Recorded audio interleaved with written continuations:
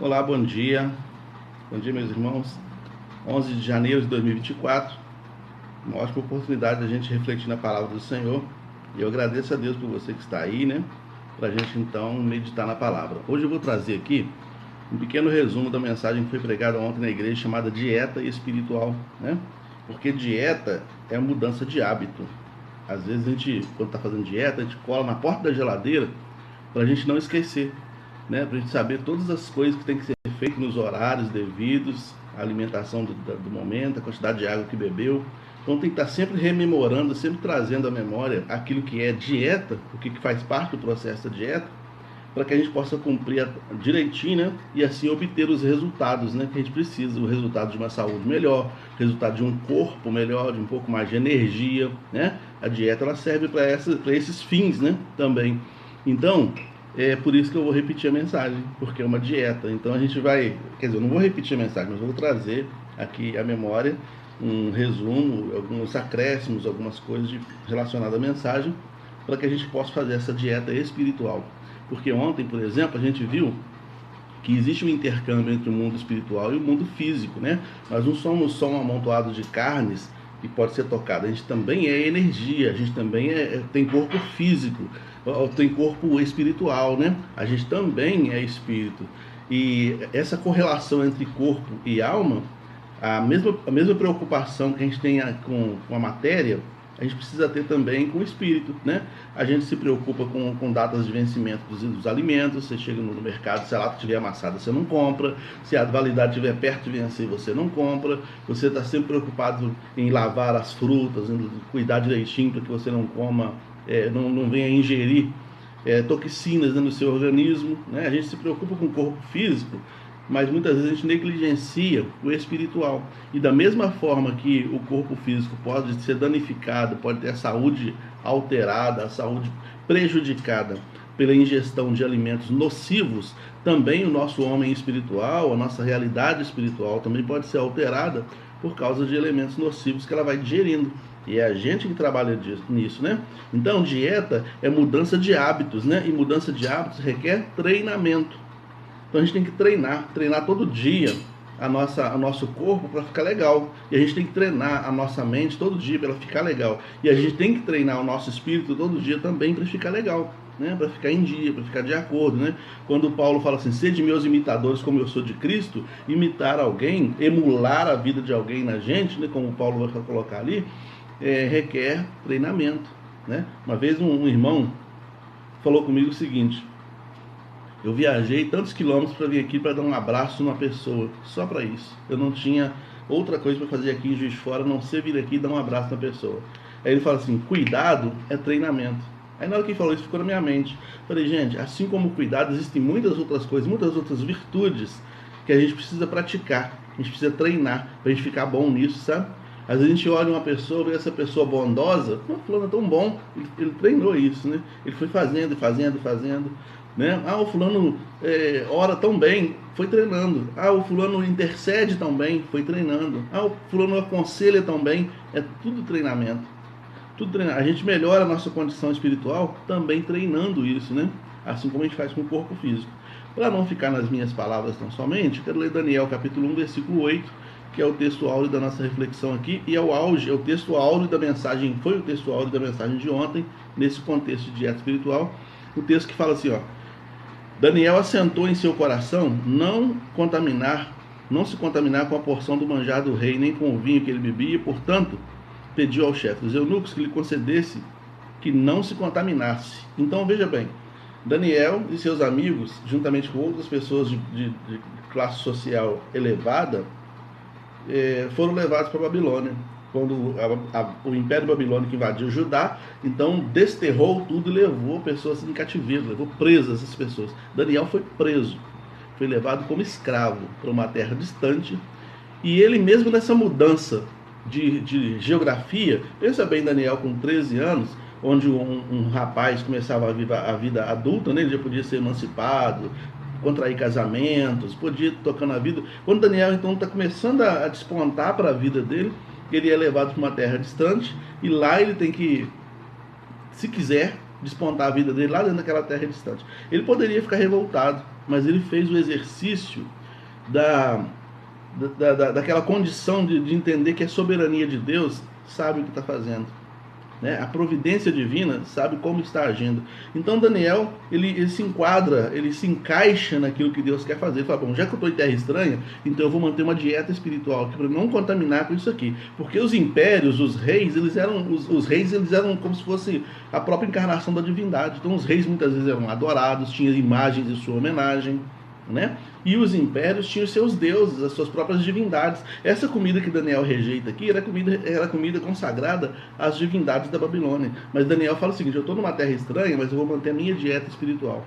Quando você, por exemplo, está em dieta física aí, e você vai para a praia, vai para algum lugar, você, ainda que você não consiga cumprir à risca tudo, mas você procura, né? Não vou sair da dieta não. O final do ano passou aí, ó, cheio de festividade, né? Natal, Ano Novo, formaturas, casamentos, tantas coisas aconteceram aí, e você muitas vezes passava o garçom ou alguém vinha, não tô satisfeito, você tentando manter, não vou meter o pé na jaca não, porque você sabe que comer um bombom vai custar de você aí mais de 2 horas correndo na esteira. Você sabe disso. Então você sabe que comer um salgadinho, 2 salgadinhos, vai custar um pouco de sacrifício. Você beber bastante água, você correr bastante, um copinho de refrigerante, você vai ter que tomar 8 copos de água para dissolver aquele açúcar todo, aquele veneno todo que você colocou para dentro. Então você agora, com a consciência da dieta para manter seu corpo, consciência da dieta para manter sua saúde, você sabe as coisas que você precisa evitar. E espiritualmente é a mesma coisa, né?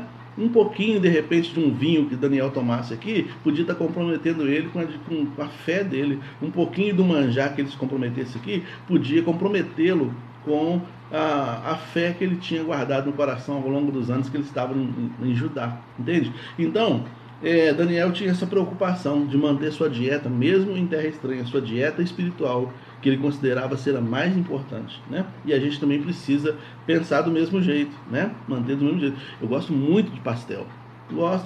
Aqui no bairro tem uma pastelaria. O cara faz um pastel de frango com catupiry. É uma delícia o pastel, né? Mas muitas vezes eu passo ali com a consciência da dieta, com a consciência da minha idade, com a consciência do tempo que eu vou gastar na esteira para queimar esse pastel. Eu passo ali e falo, eu não posso comer. Eu não posso comer. Você fica numa luta, né? Você está querendo, você está... não posso comer. E assim também é na vida espiritual. Não me convém fazer maledicência. Entendeu? Não me convém intoxicar meu espírito, intoxicar meu homem espiritual, reclamando, sendo uma pessoa ingrata, sendo uma pessoa reclamona, sendo uma pessoa maledicente, sendo uma pessoa que duvida. Eu posso trocar essas alimentações espirituais nefastas por alimentações saudáveis, espiritualmente falando. A gente não substitui? Eu vi um vídeo de uma senhora, é um vídeo engraçado, é uma senhorinha que já faz conteúdo na internet, ela pega uma barra de chocolate, ela cheira a barra de chocolate e come um pedaço de alface. Aí cheira mais um pouquinho, come mais uma folha de alface. Ela enganando o cérebro dela, para o cérebro pensar que ela está mastigando o chocolate, na verdade, ela está mastigando o alface. A gente não substitui na dieta, a gente não substitui, não, você pode trocar o carboidrato por isso aqui, você pode trocar isso aqui por uma porção disso aqui, na verdade. Então troca a maledicência pela bênção. Quando você sentir vontade de falar mal de uma pessoa, abençoa essa pessoa, ore por ela, Deus, abençoa fulano de tal. Quando você sentir vontade de ter inveja, você começou a sentir inveja de uma pessoa, substitui isso aí por uma admiração, né? O fulano é abençoado. Quando você sentir vontade de xingar seu filho, xingar alguém, abençoa. Quando você sentir vontade de murmurar, substitui por gratidão. Está acontecendo tudo ruim, e aí você está com a vontade de dar aquela reclamada, porque não é mais fácil a gente reclamar, está com a vontade de dar aquela reclamada, então substitui pela gratidão. Eu estou fazendo esse exercício na minha vida, porque eu quero ter um 2024 diferente. Eu falei que 2024 da minha vida será o ano da atitude, né? Eu quero tomar atitudes que possam me fazer crescer espiritualmente. Então, para isso, eu preciso manter uma dieta realmente rígida, né? Mesmo em terra estranha, mesmo em dificuldade, mesmo em situação adversa, né? Substitui aí, por exemplo, o medo pela fé. O medo, ele bate na gente quando a gente olha para a gente, mas a fé, ela cresce quando a gente olha para Deus. Diante de uma situação que eu posso ter medo, eu posso substituir minha maneira de olhar para a situação, né? Eu posso substituir, por exemplo, o ódio pelo amor. A gente falou aqui sobre um princípio o princípio da polaridade, né? A polaridade. Os polos, se você pegar, por exemplo, um termômetro, ele tem a parte de temperatura alta, né, quente, e a parte da temperatura baixa, que é frio, né? São temperaturas, as temperaturas são permutáveis, pode mudar. Então tudo aquilo que é permutável, tudo aquilo que tem e tudo tem, né, um lado contrário, por exemplo, o dia e a noite, tudo que, então é permutável, pode mudar. Então, se no meu coração está nascendo ódio, eu posso pedir ao Espírito Santo que transforme esse ódio em amor. Tem pessoas que dizem que o ódio, por exemplo, é o amor doente, né? Às vezes você ama tanto uma pessoa que você começa a odiar essa pessoa, dependendo da situação que desenrolar ali. Mas isso aí é com os psicólogos, eu não sei disso não. Mas enfim, a gente pode pedir ao Espírito Santo para substituir o meu ódio pelo amor, a maledicência pela fala de bênção, né? Ao invés de eu falar mal, maledicência, eu falar bem da pessoa. Eu posso pedir ao Espírito Santo para eu criar esses hábitos novos, né? E esses hábitos novos vai fazer com que o meu corpo energético, que o meu corpo espiritual, ele flua melhor, né? E o meu corpo espiritual funcionando melhor, a minha mente funciona melhor, o meu corpo físico também funciona melhor. Mais de 80% das doenças que a gente tem no corpo está relacionada ao espírito doente. Doenças espirituais, a mente espiritual, o emocional defeituoso. O nosso emocional, ele fica doente quando a gente está com o espírito doente, né? Já reparou como você fica mais reclamão, mais angustiado, triste, mais depressivo quando você está distante de Deus, quando você está orando menos, você está lendo menos a Bíblia, né? Então, substitui isso aí. Substitui também sua rede social pela palavra, né? Meditação na palavra. Ah, eu não tenho tempo. A gente fica 3 horas, né, olhando videozinhos aqui. Eu gosto também, com certeza eu gosto. Eu trabalho em casa, no computador e tal, deixo os videozinhos rolando ali e vou rindo, achando graça, vou participando. Mas e se eu substituísse isso? E se você substituísse isso? Se nós substituíssemos isso? A nossa vida espiritual ficaria muito mais elevada, a gente seria uma pessoa muito melhor, né, se projetando nesse mundo que está em trevas, né? Então, substituir a manada pelo pensamento crítico. Nós falamos sobre isso também. Tem pessoas hoje que só repete. Fala o que todo mundo está falando. Eu não tenho senso crítico, não consegue pensar por si mesmo, não consegue tirar sua própria conclusão. Aqui no texto, o chefe dos eunucos falou assim: todo mundo vai comer a comida do rei, hein? Daniel falou: eu não. Eu tenho senso crítico. Deixa eu analisar isso aqui, isso faz bem para mim? Então tá todo mundo falando disso, todo mundo falando daquilo, defendendo aquela bandeira, fazendo aquilo outro. Você fica igual uma manada também falando, repetindo a mesma coisa. Você não para pensar, peraí, é isso mesmo? É isso mesmo que eu quero para minha vida? É isso mesmo que eu acho? Ou alguém está plantando esse pensamento em mim, eu estou repetindo, entendeu? Então, assim, dá uma melhorada na vida espiritual, a gente pode fazer isso, né? Esse controle está nas nossas mãos. A Bíblia diz que o espírito do profeta é sujeito ao profeta. Então isso quer dizer o seguinte: eu só fico doente espiritualmente se eu permitir que a doença espiritual me alcance. E ela vai alcançar à medida que eu der mais espaço para a voz do inimigo do que para a voz do Espírito Santo. Então que Deus nos abençoe. Amém? Que você faça aí uma dieta abençoada, que eu também possa cumprir essa palavra, porque ela não é minha, ela é de Deus. Ao meu coração e ao seu coração. Então e a palavra de Deus, ela não é uma sugestão, ela é um decreto. Se você quer ter dias abençoados, faça uma dieta espiritual, né? De acordo com a palavra. Permita que o fruto do Espírito Santo cresça, se desenvolva dentro do seu coração. Tá bom? Deus nos abençoe. Vamos orar. Senhor, muito obrigado pelo teu cuidado, tua misericórdia, e porque o Senhor é o alimento verdadeiro que nós precisamos. Em nome de Jesus, ó Deus, nos ajude a melhorar a nossa condição espiritual no Senhor. Em nome de Jesus. Amém. Deus abençoe Fabiana, José Antônio, meu sogro, Flávia, Ana Maria e todos os demais irmãos aí. Deus abençoe poderosamente. Amanhã, às 8 da manhã, se Deus assim permitir, a gente volta aqui.